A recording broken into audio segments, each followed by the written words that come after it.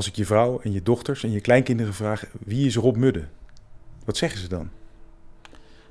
Oeh, vraag het maar niet aan mijn vrouw, dat wil ik niet horen. Nou, ik praat heel veel en mensen vinden dat ik dat met een stellige overtuiging doe. Dus, dat zal wel kloppen, vrees ik. Ik denk verder dat mijn kinderen er inmiddels aan gewend zijn en dat ze wel zien dat het een gepassioneerd iemand is, die ook wel heel helder is over wat zijn passies zijn. Ik denk dat ze een tijdje gevonden hebben dat ik veel eisend ben. Dat ze moesten leven naar hun vermogen. En dat hebben ze denk ik een tijdje gevonden van dat het nooit goed genoeg was. Dat is niet wat ik bedoeld heb. Mijn kleinkinderen, die vinden me nog leuk. Mag ik je toch vragen, hoe gaat het eigenlijk de afgelopen tijd? Ja, met mij als zodanig gaat het best aardig. Behalve dat ik het verschrikkelijk saai vind om de hele wereld door een beeldscherm te moeten aanschouwen. Dus ja, als universiteit en ik denk als community gaat het best. Wij worden wel geraakt, maar nou, op zich gaat het nog wel. Je kunt nog heel veel dingen doen. Maar de normale interactie met mensen, de flauwekul bij een koffiemachine. Ja, mijn koffiemachine praat ineens niet meer terug. Er is helemaal niemand. Dat vind ik saai, dat mis ik enorm. Ja. Nou is de druk natuurlijk tegelijkertijd hoog, want we willen een uitmuntende universiteit zijn, een wereldwijde topper. En tegelijkertijd, en dat is ook in de sport zo, hoe verhouden die twee zich tot elkaar? Ja, dat is een hele goede vraag. Toen we de visie op onderwijs schreven en ik daar vol bij betrokken was, heb ik een pleidooi gehouden om het woord excellentie daaruit te schrappen. Niet omdat ik iets tegen excellentie heb, maar excellentie is naar zijn aard weggelegd voor, laten we zeggen, de beste 5%, afgemeten naar absolute prestaties. En ik heb het laten vervangen door ambitie. Want ambitie kan iedereen hebben. Ambitie is je persoonlijke maat.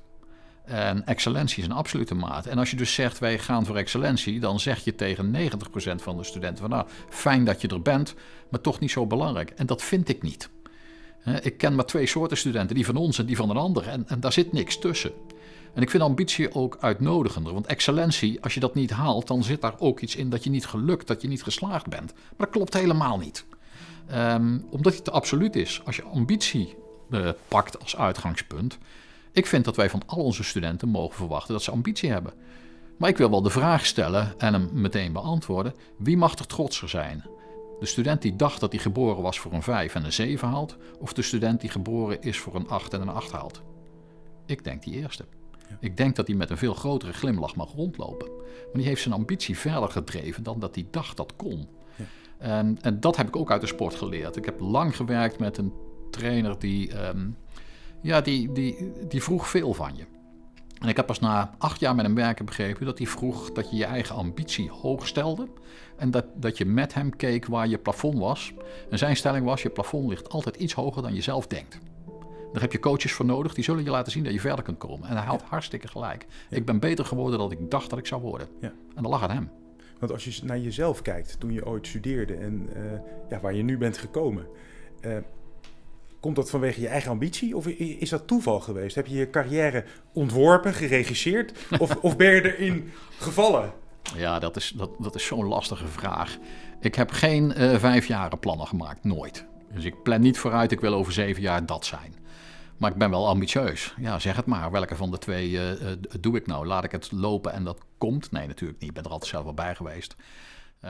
Maar als ik had gezegd college van bestuur of Olympisch goud in Atlanta met het volleybalteam, waar had je voor gekozen? Olympisch goud. Geen twijfel over mogelijk.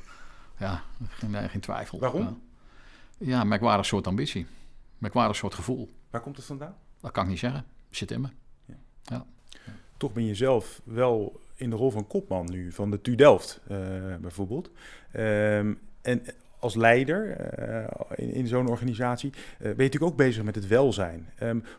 Waar lig je wakker van? Welke thema's op dat punt zeg je? Ja, ik lig eigenlijk nooit wakker. Ik ben een hele goede slaper, maar figuurlijk lig ik wakker van de druk die onze maatschappij op jonge mensen zet. En waar ze zich niet aan kunnen onttrekken. Omdat ze jonge mensen zijn en nog geen referentie hebben en nog niet de positie hebben om eens terug te duwen. Ik merk dat voor jonge mensen het nu moeilijk is om niet te denken in dat je een goed cv op moet bouwen. Toen ik jong was, dacht ik er helemaal niet over na. En die tijd is veranderd, dus ik begrijp dat ze het doen, maar het is niet goed. Daar lig ik wakker van. De druk die erop gezet wordt. Het permanent moeten presteren. Tot in reclamefilmpjes waarin dan gezegd wordt, jij wilt toch ook altijd het beste uit je halen? Nou, ik weet niet hoe het jullie vergaat, maar ik zit niet elk moment van de dag het beste uit mezelf te halen. Daar word je doodmoe van en heel veel van jezelf. Ik zit ook wel eens een mailtje weg te werken en denk van, half zinnetje, klaar is Kees. Zo, dat heb ik weer gehad. Dus dat is niet vol te houden. Hè? Dat is ook niet een manier van leven. Zo zit volgens mij een mens niet in elkaar. Ja. Je moet pieken maken en je moet ze nu en dan wat bredere dalen hebben, anders ga je er helemaal aan. Wat beschouw je zelf zeg maar, als de, ik zou bijna zeggen, de Alpe d'Huez overwinningen in je eigen loopbaan tot nu toe? Oh god, Alpe d'Huez is te hoog, die heb ik niet gehaald.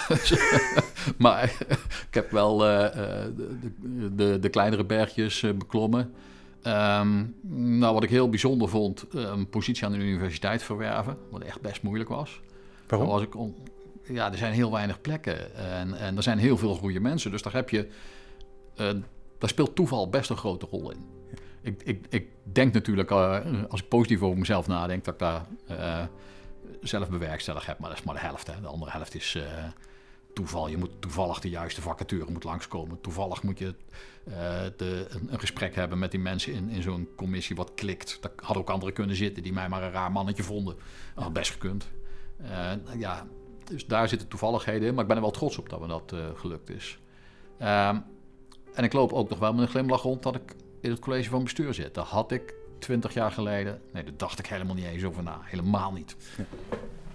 Als je een advies hebt voor jonge mensen, de jonge generatie, hoe ze in het leven zouden moeten staan, wat zou je ze willen meegeven? Ja, ik zou ze op het hart willen drukken. Probeer je eigen weg te vinden.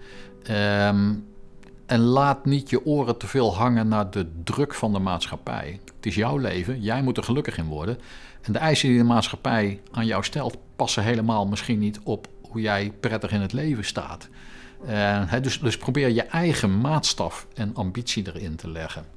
En ik gebruik daarvoor het gesprek met de studenten als ik het daarover heb. Om ze te laten zien hoe ik daarnaar kijk en over de toevalligheden. Waarom ik getrouwd ben met de vrouw waar ik mee getrouwd ben. Daar kan ik je 5 à 10 redenen voor geven. Die kan ik wel opnoemen. Maar die zijn er allemaal achteraf bij bedacht. De echte reden is, ik word als een magneet tot er aangetrokken. En de ratio bedenkt er dan een verhaaltje bij. Maar de echte reden zat 1 slag eerder. Die was er voordat die ratio dat erbij bedacht. En zo kun je ook naar het leven kijken. Doe de dingen die uit je gevoel en je passie komen. Doe dat niet blind. Hou wel rekening met je omgeving. Maar laat je niet sturen door die omgeving. Met wat jij dan waar jij je passie moet leggen. Dat werkt niet. En toch loop je soms tegen tegenslag aan. Hoe ga je daarmee om?